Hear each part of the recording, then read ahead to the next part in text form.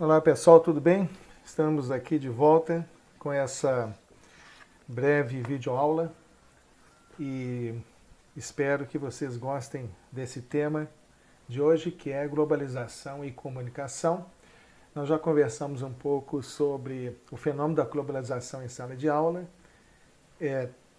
tratando um pouco dos princípios fundamentais do que seria a globalização no contexto da vida cotidiana, da vida dos países. Eu quero tratar hoje aqui um pouco mais de profundidade a questão da globalização e comunicação, né?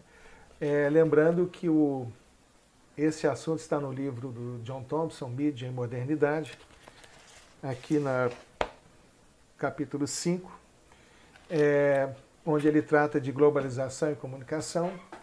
E também seria interessante a gente pensar que quando Thompson está escrevendo, tratando do assunto, ele está fazendo isso dos anos 90, então ele está dentro daquela perspectiva ainda da bolha, do começo da bolha da internet e também da expansão da globalização e do fenômeno da globalização e comunicação em todo o planeta. E nós já passamos aí mais de 20 anos desse processo, aliás, de quando ele começou a escrever, na verdade, e vocês nasceram justamente dentro dessa onda da globalização. Vocês já estão imersos nesse processo, tá? Então, alguns aspectos seria interessante a gente recuperar do ponto de vista histórico, mas eu quero fazer algumas provocações em cima daquilo que Thompson falou, mas em cima também daquilo que eu acho que pode ser relevante para a gente estudar, e você tire suas próprias conclusões e também faça a sua própria pesquisa, suas anotações e dê o direcionamento que você achar mais conveniente para esse assunto que é muito interessante, tá? Creio que até o próprio termo da globalização deva ser questionado por nós, porque o que nós vemos hoje são possibilidades de interação em nível planetário. E essas interações elas se dão basicamente pela mediação da tecnologia, que gera então algumas consequências que são sociais, políticas e culturais também. Vejam aqui nesse desenho que vocês, nesse gráfico aqui, né, que vocês têm uma possível abordagem de tudo isso, colocando a integração dos meios de comunicação e das tecnologias, fazendo o quê? Uma convergência dessas tecnologias, onde a internet, né, os dispositivos móveis, né, como o telefone, o smartphone, e também outros dispositivos que a gente pode usar, a própria televisão, que ainda não saiu de cena, e os outros meios de comunicação. Eles se integram em pacotes, em formatações, em planejamentos de negócios que não são mais apenas locais, mas também são globais. Tá? Lembrando, senhoras e senhores, que o smartphone é muito recente do ponto de vista do uso. E o smartphone é muito importante nesse processo todo de hiperconexão. Tá? A pergunta que fica é, assim, em que aspectos existe, então, uma globalização da cultura? Em primeiro lugar, temos que entender como é que se organiza a comunicação no mundo interconectado. Tá? Isso aí vocês já sabem, porque vocês estão estudando isso desde o ensino médio. E também já discutimos em sala o fato de que, como resultado disso tudo, nós temos o quê?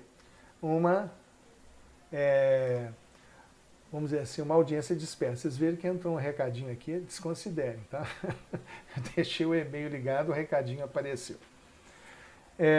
O Thompson, no livro, ele dá destaque ao seguinte, ele vai falar que essa globalização se deve, do ponto de vista da comunicação, ao advento do telégrafo no século XIX, que começou a conectar as cidades pelo uso do sinal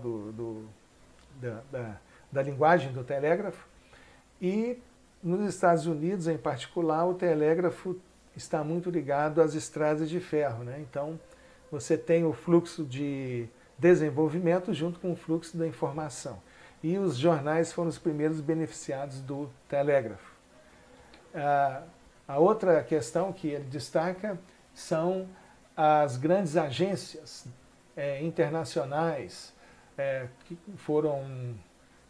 começaram a funcionar no século XIX, com a agência Havas, e hoje nós temos aí uma série de agências funcionando no mundo inteiro, distribuindo informação e distribuindo notícias, né, basicamente.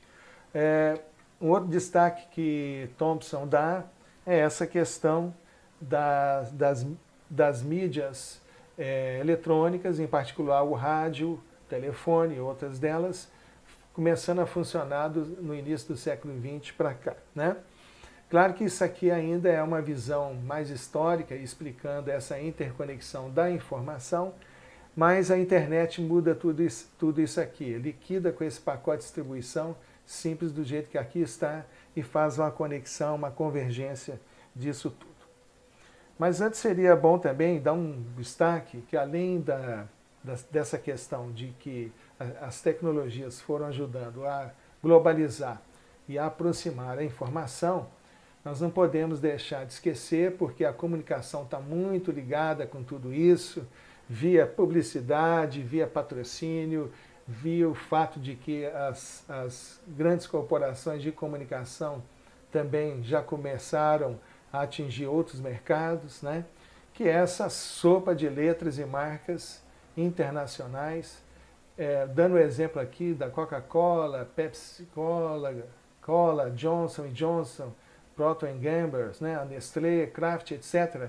Todas essas marcas, todos esses produtos são hoje internacionais. Você encontra, né, essa tendência de conglomerados internacionais é um dos resultados da globalização. E também você percebe esse tipo de conglomerado através dos meios de comunicação também.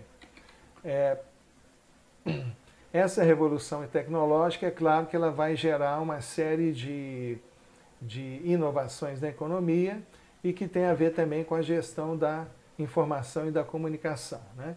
Então você tem as inovações tecnológicas e econômicas atingindo a comunicação, gestão das coisas à distância, promovendo aí informação em tempo real, ou seja, você não precisa ficar esperando para a informação chegar, né, como era no passado, essa informação chega automaticamente, né? Você tem a integração dos setores beneficiando essa grande revolução tecnológica, criação de grandes redes de informação, amplia a possibilidade de inter-relação. Basta dizer o seguinte, usando essa tecnologia que eu estou usando aqui, você pode conectar escritórios, diretorias, vendas, setores de vendas, fluxo de informações no planeta inteiro, né? Também temos esse mercado financeiro interligado. Costuma-se dizer que um probleminha da JBS aqui, como vocês viram, afeta aqui a Bolsa de Valores, não só no Brasil, mas também fora do Brasil, né? Controle do funcionamento da produção em escala especial, que é o fluxo de mercadorias e negócios, né?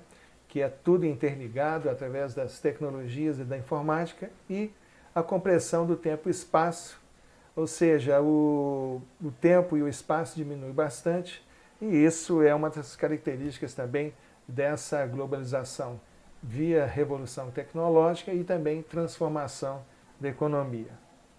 E aqui nós temos um mapa, um desenho bacana, mostrando que o mundo nessa conexão, né, nessa globalização, ele começa a ser também um mundo das marcas, de abrangência de grandes marcas mundiais.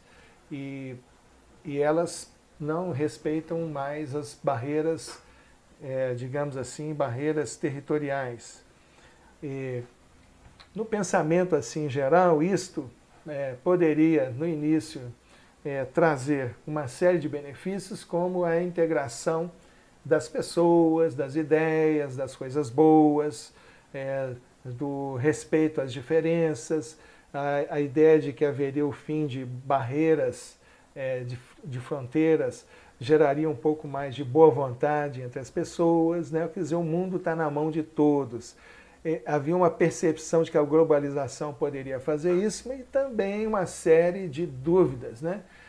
Questionamentos do ponto de vista social e cultural, dizendo que a globalização poderia, digamos assim, banalizar a cultura, banalizar a informação, promover monopólios, né? Controle da informação, dos fluxos da informação, tudo aquilo que você sabe.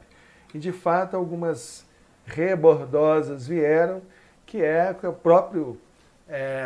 os próprios antagônicos passaram a usar o sistema de informação para disseminar ideologias e suas, vamos dizer assim, suas plataformas políticas e sociais no mundo inteiro, né?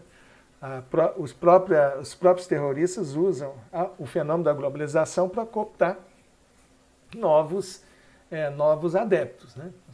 Isso está ocorrendo muito, principalmente na Europa, onde pessoal de classe média, de pessoal de várias etnias estão aderindo a essas besteiradas todas de Estado Islâmico e terrorismo através do próprio fenômeno da globalização, né? Isso vai acirrando um pouco o ódio e vai acirrando também as lutas, né, regionais ganham caráter global. E uma outra consequência negativa da globalização é que você começa a ter esses movimentos mais recentes de fechar fronteiras, de não admitir imigrantes de toda ordem, né? Até essa placa aqui está sendo até boazinha, né? Imigrantes sim, ilegais não. Mas o conjunto da obra aqui é de rebater, né, de questionar bastante essa questão de como que a integração entre as fronteiras pode trazer também problemas e dificuldades de aceitação, né? Outros questionamentos que surgem são, por exemplo, o que vai acontecer com as identidades sociais, culturais, de grupos, principalmente grupos mais fragilizados e minoritários, se essas diferenças serão assimiladas pelo sistema ou se haverá vamos dizer assim, uma imposição de um tipo só de identidade. Particularmente, eu acredito que a globalização da comunicação, em parte, traz dificuldades a essa identidade, mas na maior parte é possível que a gente também aprenda com as diferenças e com as identidades que a gente não tinha conhecimento antes, né?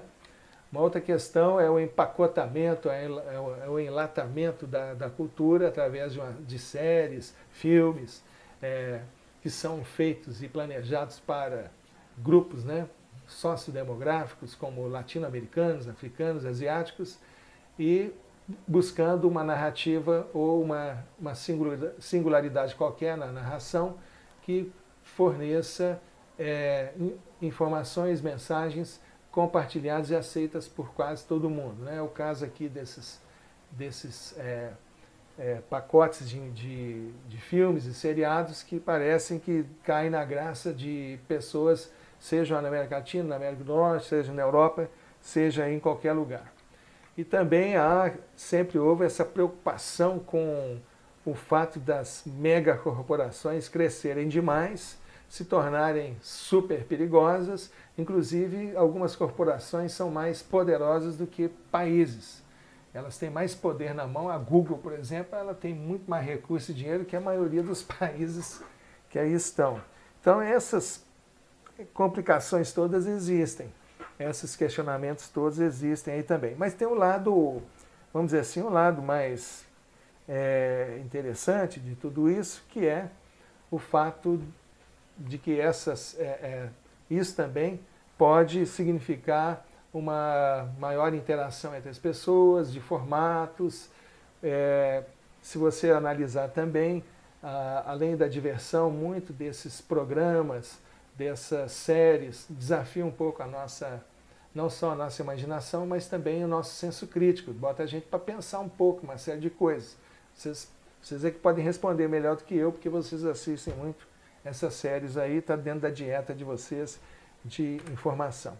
Eu até separei aqui um site, que é o site da Sony, que hoje é uma mega, digamos assim, uma mega corporação, ela mexe com tudo, né? A Sony começou primeiro aí mexendo com tecnologia de eletrônicas, né? E aqui você vê por esse menu a influência da empresa, não só na área de eletrônica, que mexe com tudo. Aqui, ó, na área televisão, de entretenimento, vídeo, por exemplo, áudio. A Sony ela tem negócios, né, na área de música, de programas de televisão, filmes, né? E por aí vai. Então esse aqui é um exemplo de grande conglomerado aí, né? Que nós poderíamos destacar. Outro aspecto aqui interessante é, retomando aqui um pouco o slide, que a gente pode discutir, inclusive tem a ver com a comunicação, com o futuro da comunicação, também com como as grandes corporações de comunicação podem enfrentar essas tecnologias ou se valer delas, são as chamadas tecnologias disruptivas ou tecnologias que modificam muito a distribuição, a entrega de pacotes de informação, né? Às vezes afetando todo o processo de comunicação. Primeiro é o já reconhecido Cloud Computing, que é a computação em céu aberto, permite o acesso à informação praticamente de qualquer lugar. Os negócios através das lojas físicas, de lojas não físicas, né, que muda a forma dessas lojas físicas fazerem negócios. O Big Data, ou seja, a acumulação nos grandes servidores internacionais de informação. E é claro que empresas como a Google e outras manejam, né, mexem, lidam com essas informações o tempo todo. Enquanto a gente navega na internet, há uma série de tentativas de captura de informações de onde a gente foi, o que a gente fez, o que nós compramos, quais são os nossos interesses. E em troca dessa informação, as empresas lucram, né?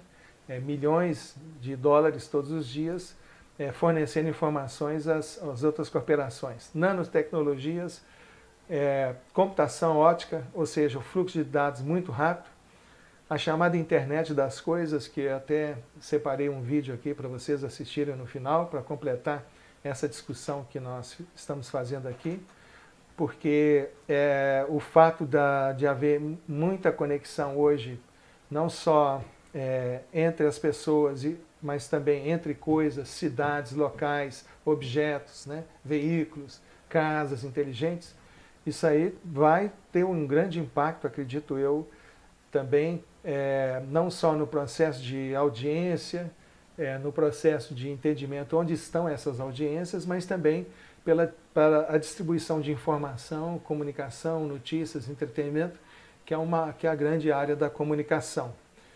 Outros processos aqui, como o número 7, que são interessantes, que é a impressão em 3D, não vou comentar aqui, mas só citar.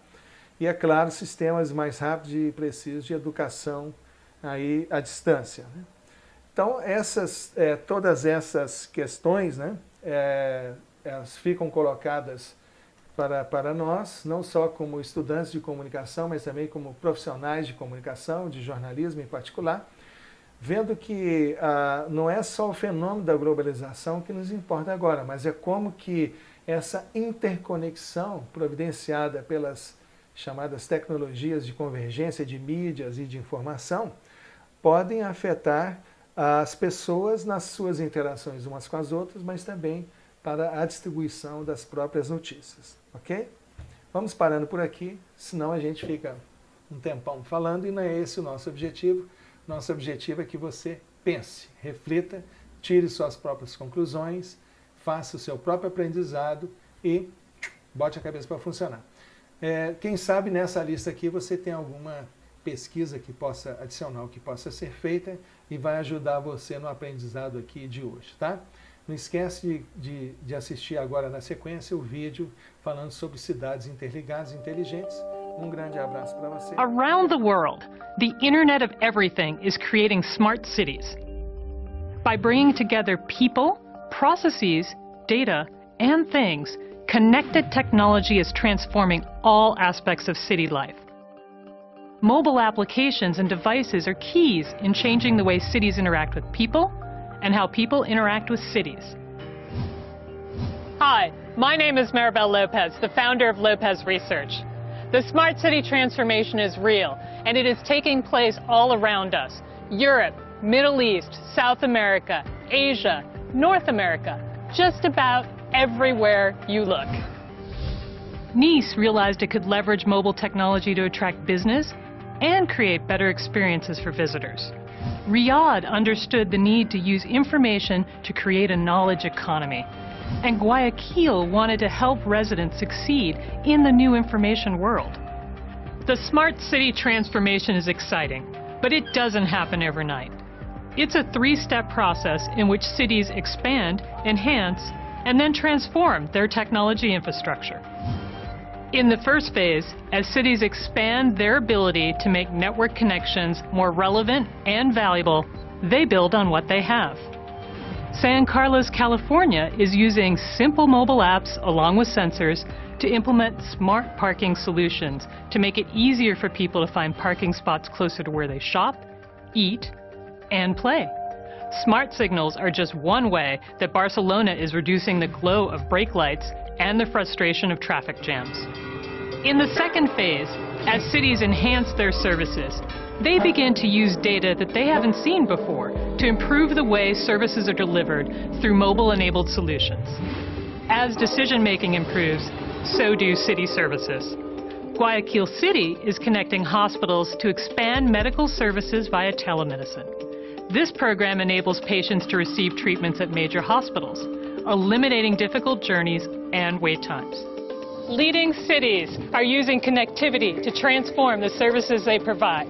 First, it starts with creating mobile applications, then services that are contextual, adaptive, and predictive. In Barcelona, remote sensors will provide contextual information, such as temperature, humidity, motion, and orientation, to help the city better maintain and repair its infrastructure. Collecting information, then using that information in new and predictive ways is a challenge for cities. To meet that challenge, cities need to embrace the Internet of Everything in 3 steps.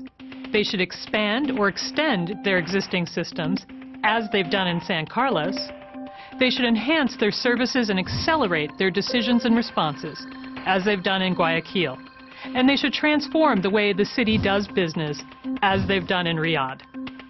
Mobility and the Internet of Everything provide productivity gains with improvements to customer service.